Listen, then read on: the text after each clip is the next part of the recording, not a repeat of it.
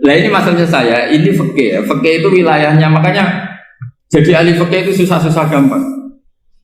Jangan hanya berpikir protes dengan ketentuan fikih, mengkaji yang sebanyak-banyaknya. Itu tadi, misalnya Anda seorang supir permanen, supir bis terutama, kalau truk kan bisa lihat-lihat, kalau bis kan ada deadline-nya ya waktu. Seperti bis jurusan Surabaya Semarang, saya kan sering naik bis jurusan Surabaya Semarang. Kadang-kadang supirnya melihat saya tanya, Gus saya ini supir, saya ini Ramadan itu gimana ya? Ya saya sudah ngerti setengah nakal, dan senengnya dijawab rasa poso ya santai.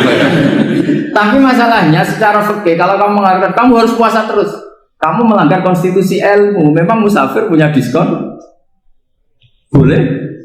Tidak puasa. Pertanyaannya, bayarnya kapan? Wong Syawal ya nyupir lagi, Zulqa'dah nyupir lagi, nanti sampai Ramadan ya. Nah terus, ya pas kamu cuti, biasanya cutinya pas sakit, boleh diskon lagi karena sakit. Coba. Nggak, andai kan Anda jadi ahli fikih milih zaman. Lu kalau orangnya soleh terus kayak ustadz di sini kayak dosen UI kan, masa dosen UI Universitas Islam nggak Islami kan nggak mungkin. Mungkin memilih poso kan. Masalahnya ini kan hukum untuk orang kebanyakan, nggak boleh hukum musuh gak kuat. Sahur jam 3:30 ngombe vitamin pokoknya harus kuat. Itu udah hukum, itu saran. Hukum itu beda dengan saran. Hukum itu hanya berpijak musafir itu boleh store. Kalau saran memang boleh, ya usahakan kamu makan 3:30 pas fit, bir. Terus kalau nyumpir selesai jam 10 nanti istirahat. Memangnya majikan bisa ngatur jamnya? Itu fikih. Maka menjadi perdebatan yang namanya pergi itu apa? Menurut Imam Syafi'i pergi itu ya dari rumahnya ke tempat yang asing yang tidak wilayahnya namanya pergi. Menurut Imam Ahmad bin Hanbal enggak. Pergi itu tidak kerja. Jadi orang yang supir yang seperti itu namanya tidak pergi tapi kerja. Tanyakan ke publik, misalnya jenengan ke UI, istri kamu atau suami kamu ditanya, istri kamu kemana? Kira-kira jawabnya bilang pergi jalan-jalan apa bilang kerja? Kerja. Makanya kata Imam Ahmad bin Hanbal, mudi mustafar atau orang yang berprofesi, yang profesinya memang harus pergi, kayak traveling atau supir, maka itu namanya tidak pergi, namanya itu kerja. Karena apa? Sekali distatuskan pergi, maka ikut status yang dikatakan Allah dan Rasul dapat diskon boleh tidak puasa. Maka terus kita debat tentang definisi. Nah definisi ini penting karena yang menjadikan hukum rubah itu definisi. Misalnya gini mbak ini ngaji saya. Statusnya kalau pakai status saya ajnabi, orang lain bapak ajnabiyah, maka hukumnya saya melihat bapak ini haram karena statusnya ajnabi melihat ajnabiyah yang tidak mahram. Tapi kalau di fikih itu ada statusnya. Di antara lelaki boleh muwajahah sama perempuan adalah 1 untuk belajar, 2 untuk muamalah, 3 untuk kesaksian, 4 untuk pengobatan. Itu kan ada pengecualian. Sehingga statusnya sekarang Mbak itu belajar, apa ini melihat Gus Bah atau Gus Bah itu mengajar atau gimana? Itu statusnya bisa rubah. Makanya kalau sebetulnya kalau kita marung di warung misalnya Padang, kita nggak pilah-pilah, kebetulan pelayannya perempuan itu masih bisa dikhilah secara fikih. Saya muamalah marung, cuma kebetulan penjaganya. Tapi masalahnya Pak ini punya daftar penjaga yang cantik, itu masalah. Maka pertanyaannya itu marung ke situ demi marung apa demi melihat? Tidak jawab saja. Demi marung apa demi melihat? Kalau demi marung supaya kenyang, penjaga yang sangar-sangar juga banyak. Akhirnya kalau demi makan, penjaga yang cowok kan banyak. Kalau demi melihat, berarti yang dihitung kan niatnya. Berarti karena muamalah apa karena melihat? Melihat. Itu status. Jadi makanya kalau mudi musafar itu namanya orang pergi atau orang kerja? Orang kerja. Maka menurut pikirannya Imam Ahmad bin Hanbal seperti itu harus puasa karena dia adalah pekerja bukan musafir. Lalu dalam masalah jumlah 3 hari misalnya, kalau dalam fikih kita nggak saya kenapa ngomong fikih terus ya karena banyak yang melupakan fikih. Jenengan pergi haji. Zaman Nabi haji itu jamak dan qashar terus. Padahal hajinya Nabi itu, haji itu minimal kan berapa hari minimal itu? 9, 10, 11, 12. Sebenarnya haji itu minimal hanya 4 hari. Karena 13 Dzulhijjah bisa nafar apa? Awal. Kalau nafar awal berarti nggak ada kewajiban nafar sani. Berarti yang wajib betul kan 9, tanggal 9 wukuf di Arafah, terus 10 biasanya ifadah sama balang jumroh apa? Akobah, terus 11, 12 itu kan sudah boleh cabut karena apa? Nafar apa? Awal. Berarti nggak usah nafar apa? Sani. Berarti hanya berapa? 4 hari. Tapi Nabi haji di Mekah Medina itu sampai 40 hari karena perjalanan. Pertanyaannya, ketika Nabi menjamak dan mengqashar itu cara Imam Syafi'i lis safar. Karena Nabi orang Medina datang ke Mekah dengan jarak 460 kilo, maka Nabi boleh jamak dan qashar. Dari pikiran Imam Syafi'i, jamaknya Nabi itu lis safar karena pergi. Cara pikiran Imam Malik enggak, jawabnya Nabi itu linusuk. Nabi menjamak sholat itu karena melakukan ibadah haji. Efeknya adalah orang Mekah kalau haji itu cara Imam Malik meskipun jaraknya dekat boleh apa? Boleh apa? Qashar, boleh jamak qashar. Lalu terus ada pertanyaan fikih lagi. Lalu jamak qashar itu karena pergi apa karena masyaqqah? Karena repot. Coba kalau sampean kira-kira jawab. Misalnya kita orang kaya bawa uang 1 miliar naiknya Alphard, ada supirnya, ada ajudannya, pergi di jarak 100 kilo. Masyaqqahnya kan tidak ada sama sekali, apalagi di tol kebetulan nggak macet. Kira-kira boleh jamak nggak? Boleh, terus karena pergi, tapi kan nggak ada repotnya sama sekali. Dibanding misalnya yang ngebis bawa beras 1 kintal gitu, udah gitu suruhan orang lagi kan pusing. Maka fikih ini untuk memberi hukum itu kalau fikih itu menstatuskan dulu. Ini orang boleh jamak itu karena masyaqqah apa karena safar. Lalu kalau setelah karena safar itu karena jaraknya apa tingkat masyaqqahnya. Kalau karena jaraknya ya tidak juga. Tidak juga gini maksudnya. Mungkin Anda tidak pernah terpikir begini. Kalau saya mau ke Jakarta, kemudian sampai Purworejo itu sudah waktu zuhur. Saya boleh nggak zuhur di situ sama saya? Boleh kan? Padahal perjalanan saya belum capek. Artinya nunggu boleh jamak itu setelah kita menempuh jarak itu apa menuju, sedang menuju dan niat. Sedang menuju dan niat. Misalnya saya mau ke Jakarta, saya orang Sleman mau ke Jakarta, itu sampai mana itu Magelang itu sudah boleh jamak kan? Boleh nggak? Boleh karena saya mau ke. Nah pertanyaan secara fikih mungkin ada tidak terlintas. Ternyata ditelepon sama istrinya nggak jadi pergi. Padahal sholatnya kadung di jamak zuhur dan asar. Apakah setelah di rumah sholat lagi? Sama nggak pernah mikir gitu. Karena tidak nekuni fikih. Jadi orang fikih itu sudah pusing, makanya jangan diprotes terus. Kita ini sudah pusing, tapi orang itu enak aja protes terus. Tidak menurut jenengan nanti wajib sholat lagi enggak? Dia bolehnya jamak kan berdasar berstatus musafir. Ternyata setelah Magelang ditelepon istrinya enggak jadi. Dia kadung sholat zuhur dan asar. Setelah pulang masih jam 1. Terus ada asar, wah bukan sholat. Kalau menurut Anda sholat lagi apa enggak? Jangan saran. Kalau saran, wah sebaiknya sholat lagi. Itu tidak hukum, itu saran itu namanya. Saran dengan hukum beda. Sholat lagi beda. Oh, ketika ada jaga itu berdasar malas atau berdasar hukum? Apa?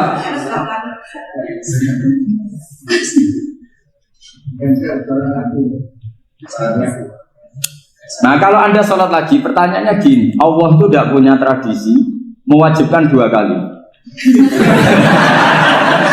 Pertanyaan fikihnya mesti gitu. Dan saat Anda di Magelang menjamak itu melakukan sesuatu yang disahkan oleh agama.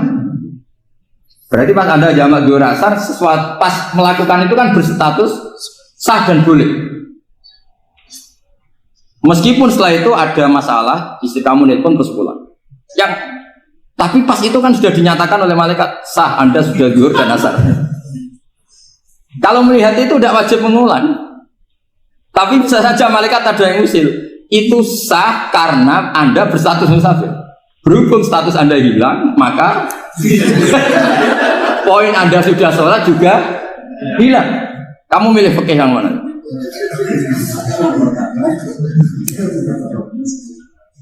Jadi peneliti fikih itu beda dengan orang-orang yang mendengarin protes. Beda karena nekuni. Nekuni itu beda karena ada konsekuensinya. Makanya fikih itu sampai saya punya kitab fikih itu dikarang satu orang itu jumlahnya 20 jilid. Per jilid itu segini. Jadi satu meja ini dikarang satu orang. Itu mulai yang presisi, yang detail sampai yang khayal. Yang khayal juga ada. Yang khayal itu tadi beliau banyak menghayalkan diri. Suatu saat Anda datang ke Mekah itu hanya butuh waktu 20 menit. Zaman itu belum ada pesawat. Lalu boleh gak jamak? Boleh gak nakal? Nakal itu begini. Sama orang kaya punya jet pribadi. Misalnya Anda Ronaldo masuk Islam, orang kaya. Itu bisa gak puasa? Karena begini. Misalnya dia orang, contohnya orang Arab. Orang Arab, jangan orang. Ya contohnya itu dibalik saja. Di sini itu kalau imsak jam berapa? Imsak Ramadan jam berapa? 3:30 aja biar aman ya. Kalau 3:30 kan masih imsak. Dia terbang ke Mekah. Jadi orang sini puasa jam 5 kan mulai puasa. Dia terbang ke Mekah kan masih malam. Makan terus dia. Mekah mau ada matahari terbang lagi ke barat. Karena dia menghindari berstatus puasa. Atau sebaliknya, dia orang Mekah jam 12 puasa. 12 siang puasa. Dia, wah kalau 6 jam lagi buka, bisa barangnya saya. Terbang ke Indonesia. Ke Indonesia terbang baru 1 jam, di sini sudah buka. Itu khayal. Jadi itu ada khayalnya. Itu lama dulu, sebelum ada pesawat sudah mengkhayal gitu. Bolehkah orang yang di Masyriq ke Maghrib demi itu? Kalau Anda jadi Raja Salman jam 1 kok sudah nggak kuat apa? Puasa itu diberi saran terbang ke Indonesia. Itu kalau pakai jet kan nggak sampai 9 jam, 1 jam ke Jakarta. Sudah ada wow akbar. Bukan. Boleh enggak? Lo mau kamu enggak bilang, oh enggak boleh. Wong di Jakarta sudah guru Samsi. Masa sudah matahari terbenam orangnya enggak boleh? Bukan. Leja. Apa? Kalau resikonya gini, sampean mungkin nggak mikir. Resikonya gini, kalau dia berstatus musafir, bolehnya buka karena musafir. Pertanyaannya dia wajib bayar. Kan musafir bolehnya kodok nanti harus bayar. Tapi kalau dia buka normal kan tidak harus bayar. Beda efek-efeknya beda.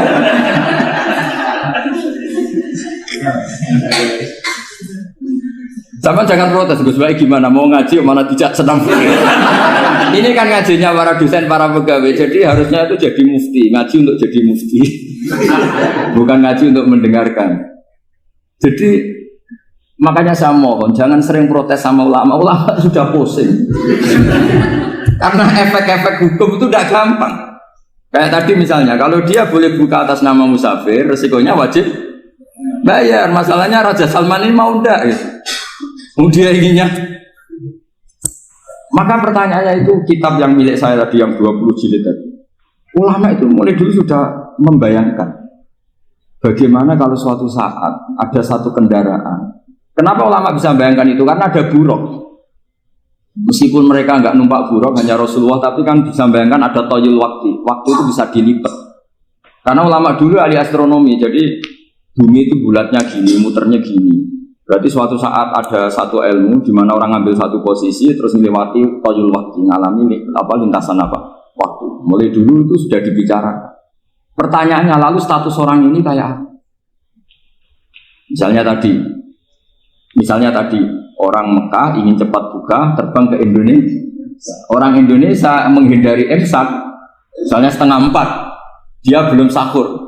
Wah kalau saya di Indonesia ini sifatnya sahur. Wah saya tak terbang ke Mekah. Enak kan terbang di Mekah ternyata masih jam 8. Wah bisa makan sepuasnya jam 8 malam maksudnya jam 20.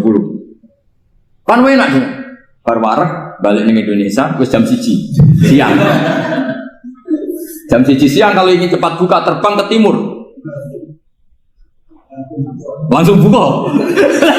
Berarti dia kira-kira puasa aja 3 jam. Tapi terus ya mungkin kalau sampean, apa Gus sudah repot-repot ngono tinggal turu ndelok sinetron kok buka dhewe. Itu tidak hukum, saran itu namanya apa? Kalau hukum tetap tadi yang dikatakan puasa adalah imsak, mulai jam imsak sampai ghurubus. Lalu pertanyaannya lagi, ghurubus samsi sampai imsak itu konversi jam apa nyata-nyata ghurubus samsi? Kalau yang diliwati khatul istiwa, katul istiwa itu nyata, fi'lan kalau dalam bahasa Arab fi'lan awaqiyan. Tapi kalau Anda orang kutub, saya sering kirim-kiriman surat sama mufti-mufti yang ada di Timur Tengah, di Eropa, konsultasi maksudnya. Orang kutub itu kan tidak ada matahari, tidak ada apa-apa.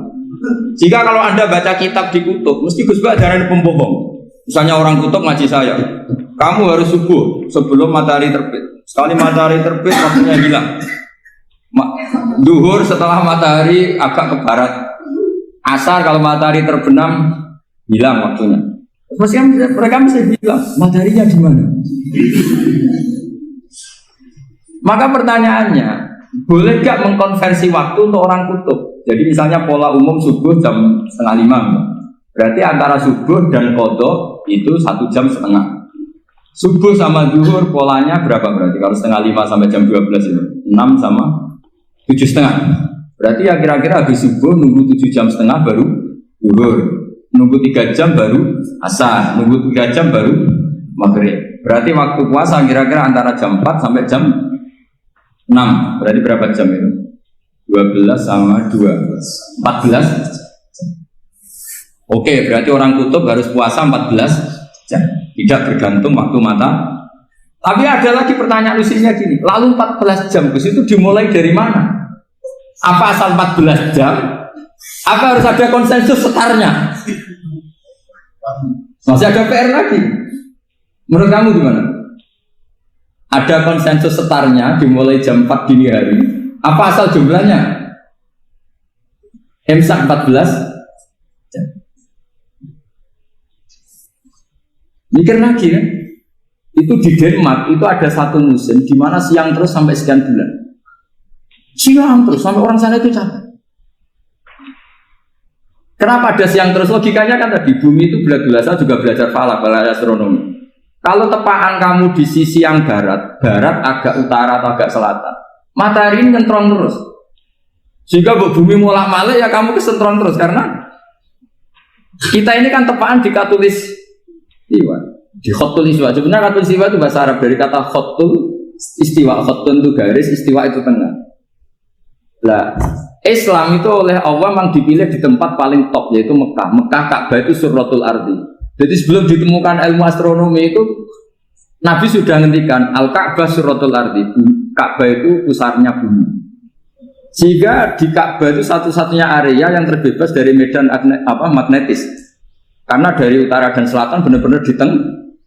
Maka potensi jam paling akurat di dunia itu ya hanya jam yang di Mekah itu. Karena apapun akuratnya teknologi di Amerika atau Jerman, karena jam itu dari logam tetap ketarik medan apa? Magnetis, entah berapa 00, tetap kena. Misalnya jam di Jerman, lebih dekat mana kalau Jerman? Mesti ketarik medan magnetis, entah berapa kadarnya. Karena materi jam dari logam. Sementara di Mekah karena di tengah itu terbebas dari medan apa? Nah, sehingga yang segaris dengan Mekah kayak Indonesia itu semuanya khotul istiwa. Nah kalau khotul istiwa normal itu artinya ya 12 siang secara umum ya 12. Sehingga ulama Indonesia kalau ngaji itu lebih gampang, lebih tidak dianggap bohong. Karena ya ada terbitnya matahari, ada zawalus syamsi, ada hurubus syamsi. Coba kalau kitab itu Anda baca di kutub utara sama kutub selatan, murid kamu bingung semua. Ini gimana Ustadz? Tidak ada matahari kok semuanya diukur pakai matahari. Lalu pertanyaannya dikonversi kan? Pertanyaannya kalau dikonversi pakai apa? Asal 14 jam apa harus sepakat dimulai jam berapa? Milih mana? Milih sepakat. Pertanyaannya kalau sepakat, ukurannya siapa yang jadi ahlul halli wal aqd?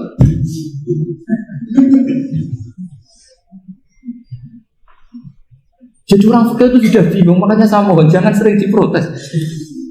Saya pernah ketemu ulama, saya kan sering ikut komunitas di New York, itu andekan dibur, itu pas persis Ka'bah. Di dunia itu kalau dibur itu pas persis Ka'bah. Lalu pertanyaannya, ada kiblat tidak di sana? Ya bumi kan gini ya. Kalau dalam bahasa falak itu ada rubuk namanya. Rubuk itu bumi yang sewaktu itu hanya yang seperempat. Ya bumi yang sewaktu itu hanya seperempat. Jadi kita sekarang siang, berarti yang baru siang hanya seperempat bumi. Nanti yang malam ya hanya seperempat bumi. Ya, misalnya sekarang kita di sini siang, di Arab Saudi kan belum, ini masih setengah 6. Ini sekarang di Arab Saudi baru. Lah itu ada daerah di mana dengan Ka'bah itu pas atas sama bawah. Harusnya kan bebas arah. Apa? Bebas arah. Lalu orang sana sholatnya itu menghadap kemana? Pernah ulama New York itu minta fatwa ke Rabitatul Alam Al-Islami. Lalu kita harus menghadap kemana? Makanya dalam dunia anekdot ulama itu ada anekdot Abu Nawas itu orang yang nggak pernah kalah debat. Dia itu terkenal nggak pernah kalah debat. Tapi dia ada ilmuwan. Dia punya tetangga ilmuwan, punya pengaruh besar. Semua orang ngaji ke ilmuwan itu. Mantelnya bukan main, karena dia ahli falak, ahli astronomi. Mau nandingi dia tidak bisa, nggak nandingi itu reputasinya jatuh. Orang itu berteori kalau bumi itu bulat-bulat. Kalau kamu jalan ke sini, maka akan ke titik yang suatu saat si profesor ini kemalingan, terus minta tolong Abu Nawas rumah saya kemalingan. Terus lari kemana malingnya? Ke timur. Setelah ke timur, larinya ke timur. Abu Nawas lari ke barat. Terus ditanya, sudah tak bilangin malingnya lari ke timur, kok kamu lari ke barat? Nanti ketemu di titik yang sama. Sebenarnya itu profesornya makal. Oh kamu nyindir. Artinya Abu Nawas gak terima. Teori Anda itu gak bisa. Secara keilmuan benar, tapi secara faktual gak boleh. Berarti kalau ada orang ngejar istrinya lari ke timur, dia harus tetap ke barat. Nanti ketemu di titik yang sama. Jadi malingnya tuh lari ke timur, Abu Nawas ngejar ke barat. Ketika ditanya profesornya, sudah bilangin malingnya tuh lari ke timur, kenapa ada ke barat? Kataan kan nanti ketemu di titik yang sama, karena bumi bulat. Nah pertanyaannya gini, lalu kalau yang segaris itu ada arah enggak? Kayak New York tadi. Menurut kamu tetap berkiblat apa enggak usah? Loh kalau yang rubuk jelas. Loh gitu, kalau rubuk begini loh, misalnya begini, terus kamu di sini sama sini kan masih ada arah, tapi kalau sini sama sini masih butuh kiblat enggak? Lah, sama enggak usah protes, orang fikih sudah pusing, enggak usah diprotes. Karena yang dipikir itu macam-macam. Nah ya makanya ini mengkaji ya, saya mohon ya kayak tadi ini mengkaji, saya mohon saya cukupkan sekian. Sementing apa ya kita ada respeknya lah sama ulama. Jadi ulama itu susah, mikirnya susah, harus tanggung jawab di depan Allah, di dunia diprotes terus. Ya saya kira demikian. Assalamualaikum warahmatullahi wabarakatuh.